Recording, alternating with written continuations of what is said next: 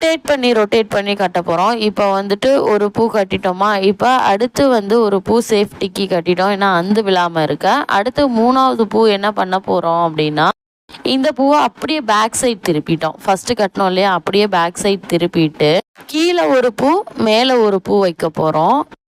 அதே மாதிரி தான் நம்ம நார்மலாக பூ கட்டுற மாதிரி தான், கீழே ஒரு பூ மேலே ஒரு பூ வச்சுட்டு நம்ம வந்து நாட் போட்டுட்டோம். இப்போ உங்களுக்கு எப்படி இருக்குது பாருங்கள். ஃபஸ்ட்டு லேயர் ஒரே ஒரு பூ இருக்குது, அடுத்த லேயரில் கீழே ஒரு பூ மேலே ஒரு பூங்கிற மாதிரி ஒரு 3 பூ இருக்குது பாருங்கள். அடுத்து அப்படியே ரொட்டேட் பண்ணி கீழே ஒரு பூ மேலே ஒரு பூ வச்சுட்டு நாட் போட போகிறோம். ஓகேங்களா? இப்போ வந்துட்டு நாட் போட்டாச்சு.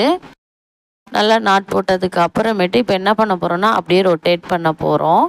ரொட்டேட் பண்ணதுக்கு அப்புறமேட்டு அதே மாதிரி தான் கீழே ஒன்று மேலே ஒன்று, இது ஃபுல்லாகவே ஃபஸ்ட்டு ஒரு ரொட்டேட் கட்டி முடித்தோடனே அடுத்த ரொட்டேட். இது எப்படி இருக்குன்னா, கீழே அதாவது கீழே 2 பூ மேலே